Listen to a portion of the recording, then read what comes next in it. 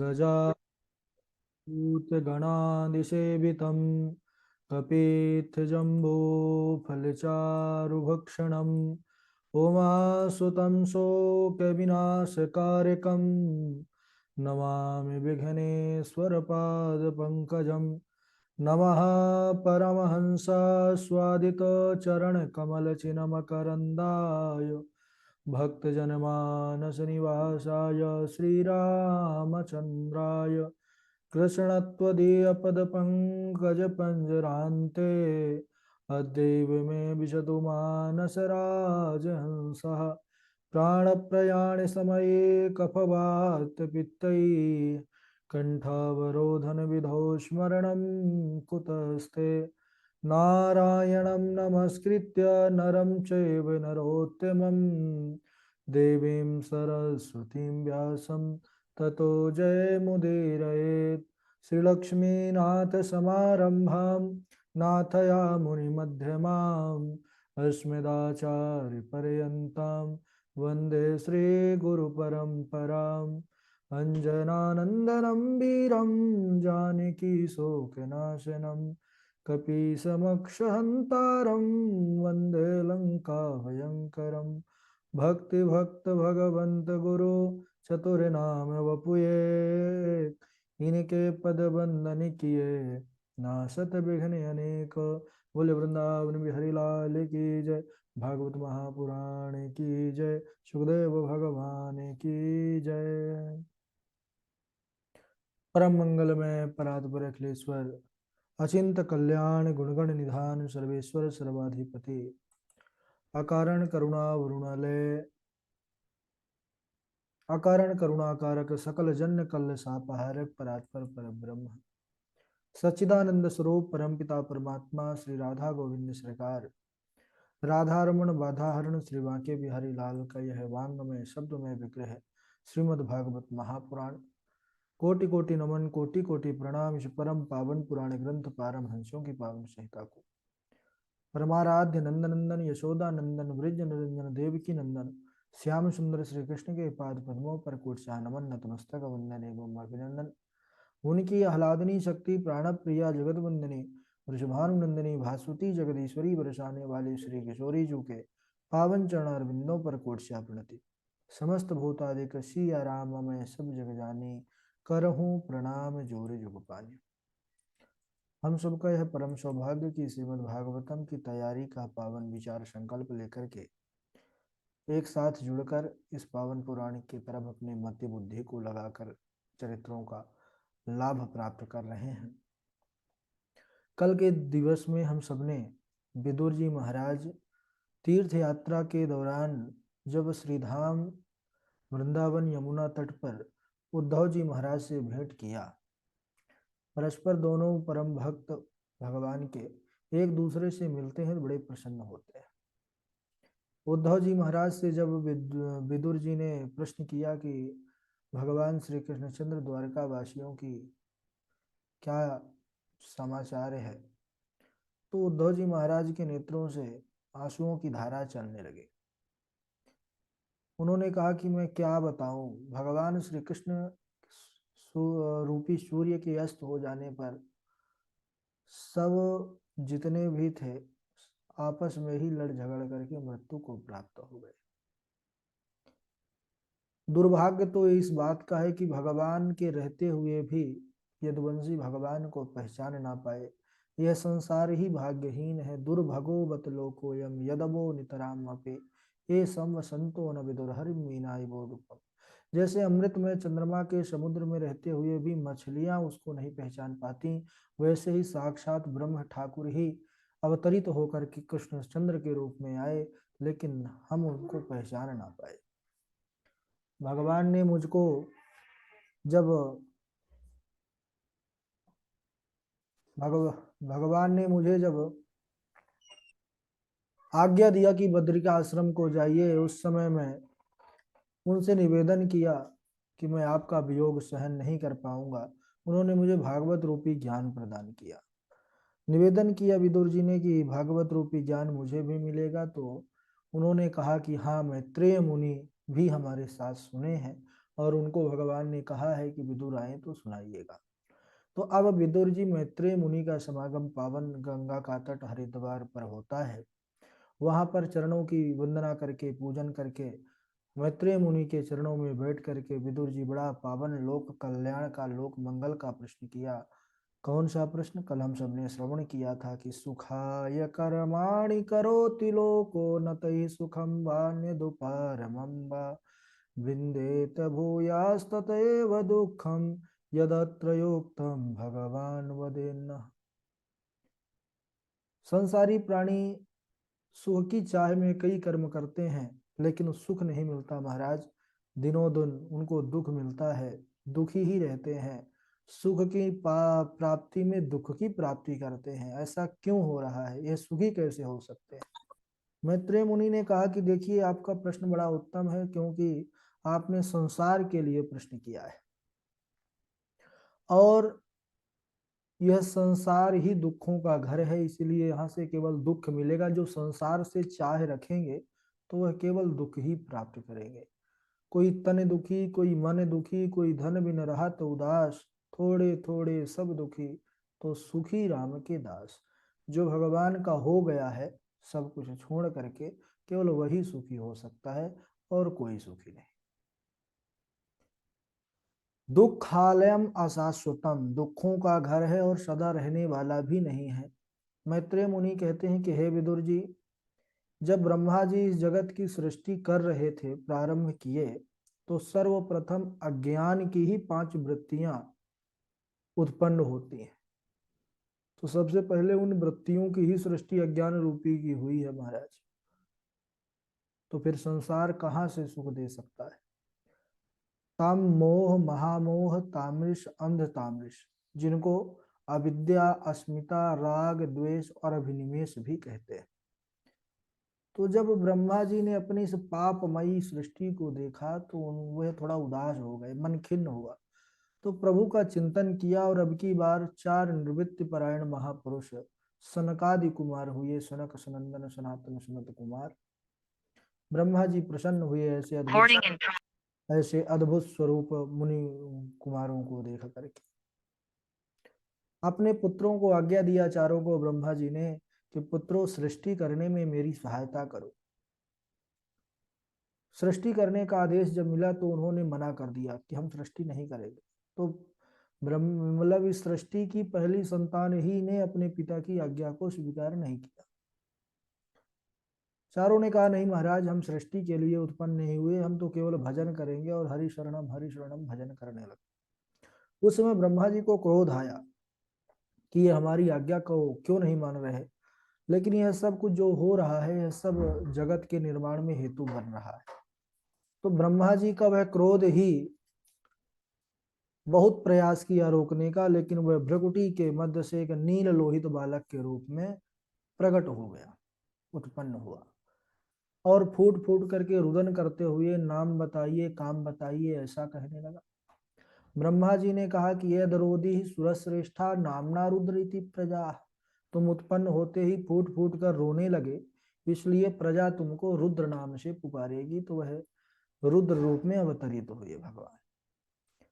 उनको कहा कि अब आप सृष्टि में सहयोग कीजिए, और मन्यु मनु महीनस महान शिव ऋतध्वज उग्ररेता भव काल वामदेव दीक्षा, इन रुद्राणियों को ग्रहण करिए और सृष्टि में सहायता करिए।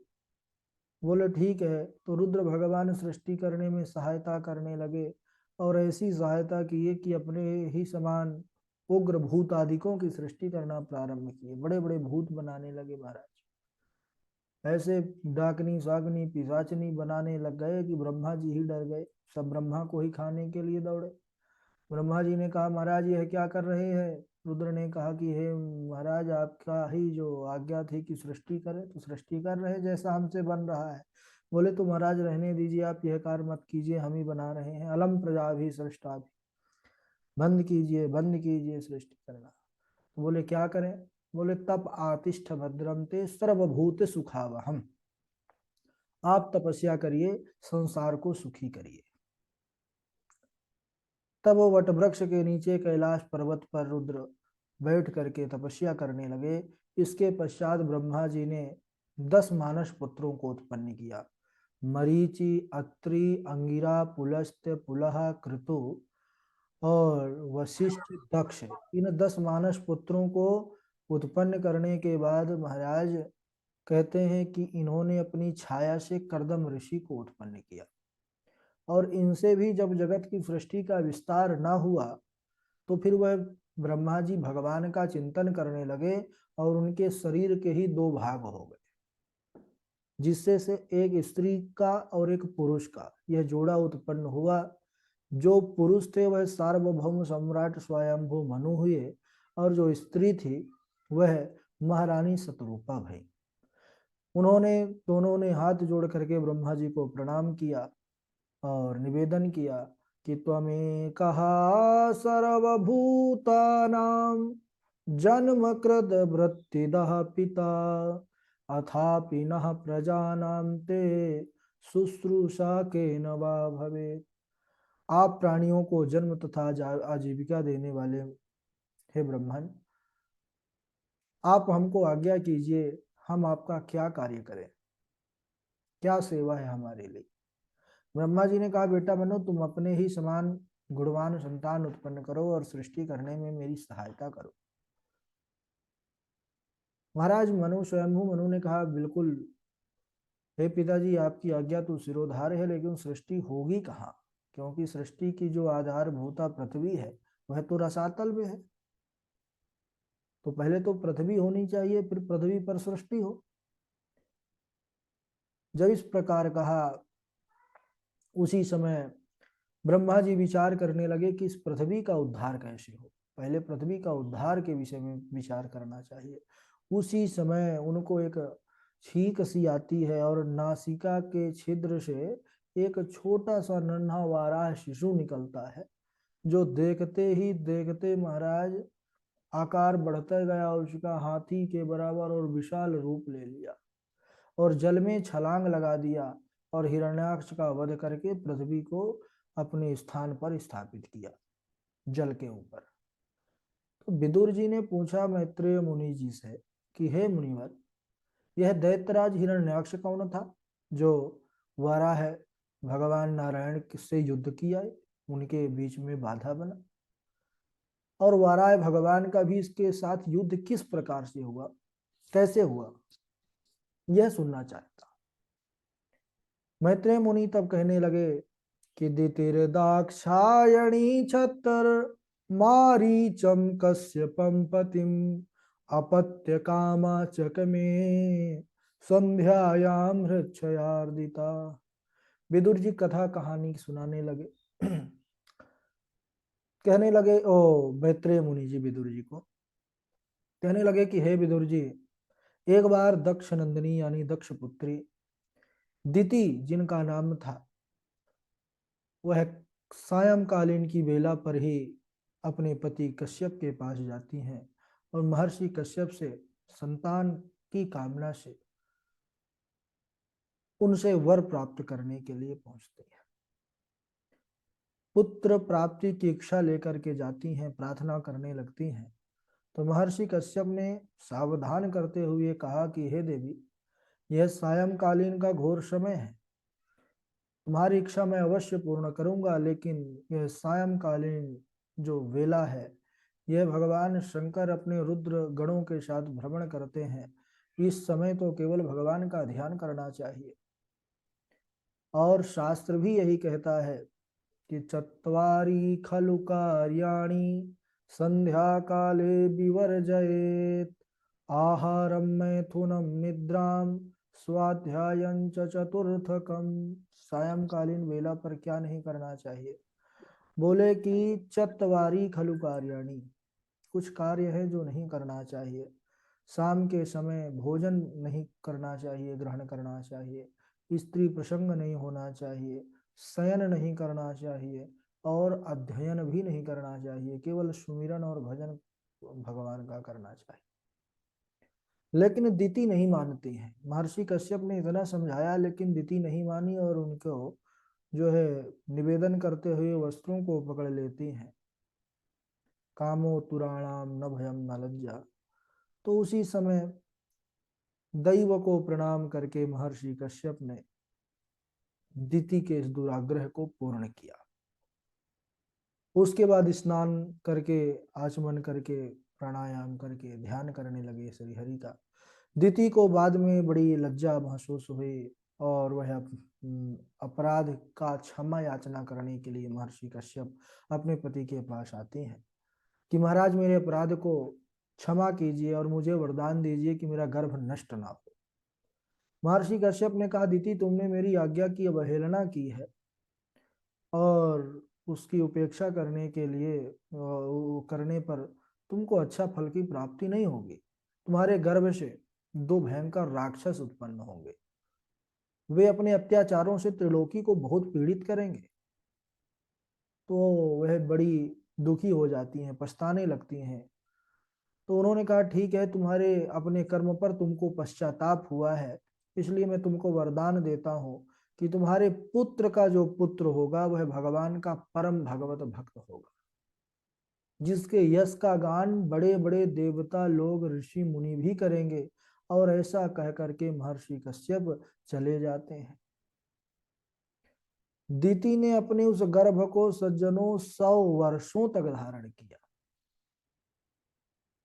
100 वर्षों तक धारण करी रह गई कि जन्म होगा, उपद्रव करेंगे और बड़ा अपमान होगा।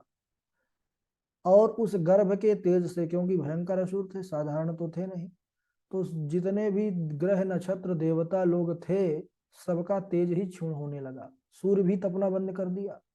सारे लोग अपने अपने स्वरूप में गए भगवान ब्रह्मा के पास, बोले महाराज ये हमारा तेज ही क्षीण हो रहा है, यह क्या हो रहा है, हम समझ नहीं पा रहे हैं, इसका कारण क्या है। तो ब्रह्मा जी ने उनको बतलाया कि एक बार तुम्हारे पूर्वज और मेरे मानस पुत्र चारों कुमार सनकादि गए थे वैकुंठ लोक में प्रभु नारायण का दर्शन करने। 7 द्वारों में 6 द्वार तो क्रॉस किए चले गए प्रवेश करते हुए, लेकिन 7वें द्वार पर जो जय और विजय नामक द्वारपाल थे उन्होंने उन मुनीश्वरों को रोक दिया अंदर जाने से। तब उन मुनीश्वरों ने ही श्राप दे दिया कि तुम वैकुंठ में रहने लायक नहीं हो, तुम जाओ पृथ्वी में असुर हो जाओ। 3 जन्मों तक उन्होंने असुर होने का श्राप दिया। तो वही द्वारपाल हरि के प्रिय दो, जय और विजय कहत सबको। द्वारपाल हरि के प्रिय दो, हरि के प्रिय थे। जैसे ही श्राप मिला वह पछताने लगे, चरणों में गिर गए मुनीश्वरों के। भगवान नारायण भी आ गए। भगवान नारायण ने देखा कि श्राप दे दिया है मुनीश्वरों ने। भगवान नारायण ने मुनीश्वरों को उनका अभिवादन किया और कहने लगे कि हे मुनीश्वरों, आपने जो इनको इनके उद्दंडता का आपने इनको जो दंड दिया है आपने ठीक ही किया है, यह मुझे भी अभिमत है। क्योंकि हे महाराज, अगर ब्राह्मणों के विरुद्ध मेरी यह भुजा भी आचरण करे तो छिंद्याम स्वबाहु मपिवाह प्रतिकूल वृत्तिम, अगर प्रतिकूल वृत्ति है मेरी भुजा भी आचरण करेगी ना, तो मैं अपनी इन भुजाओं को भी काट दूंगा। तो फिर मेरे यह पार्षद है। भगवान ने ऐसी वाणी कहा। ब्राह्मणों का बड़ा सम्मान करते हैं भगवान।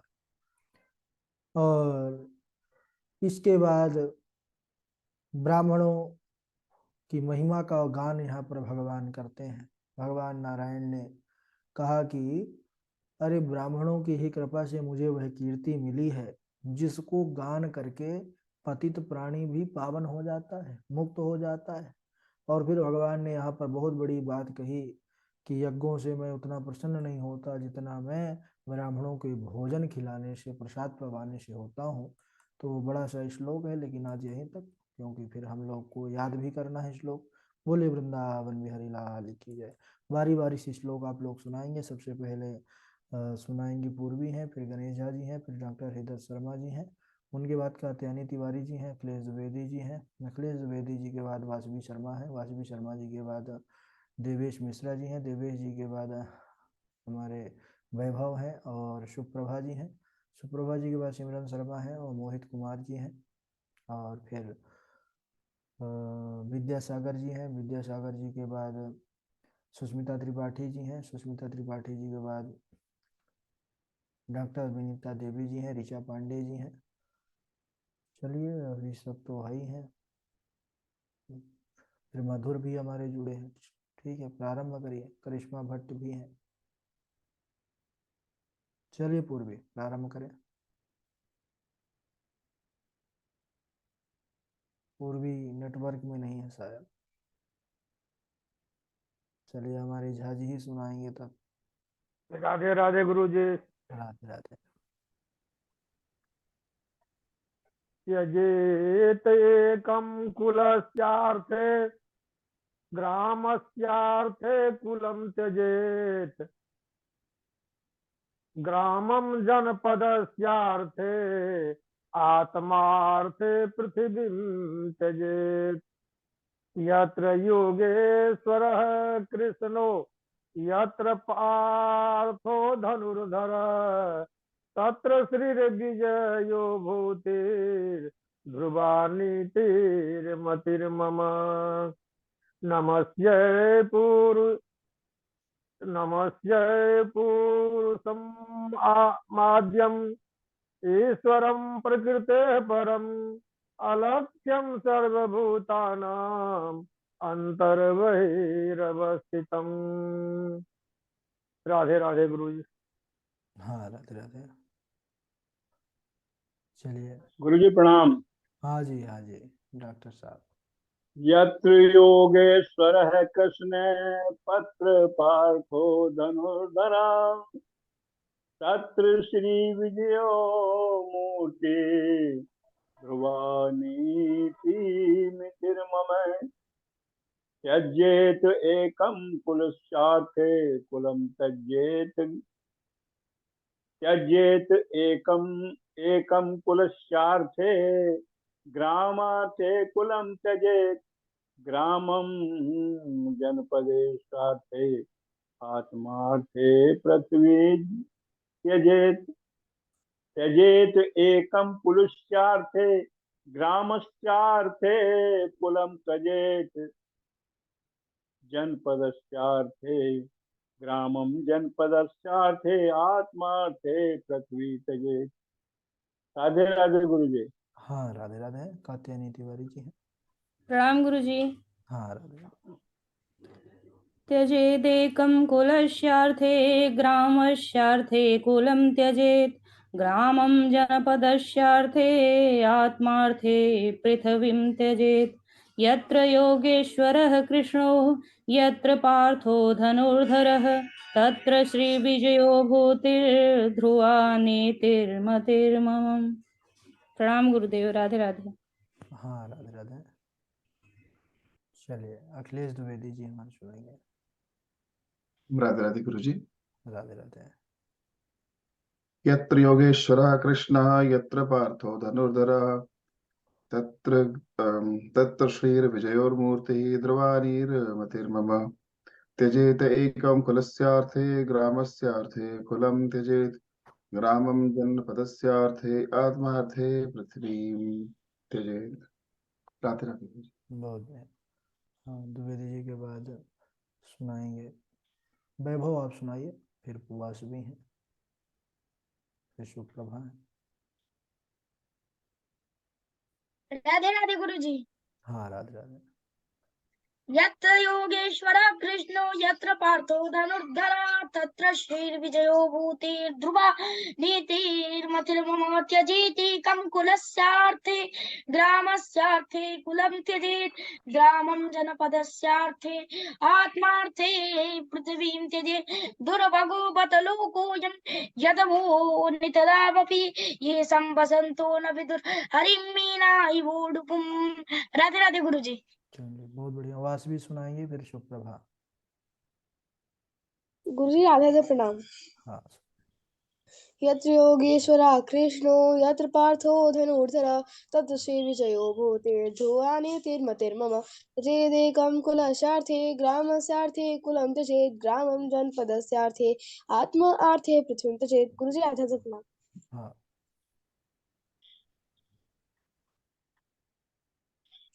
सुप्रभा।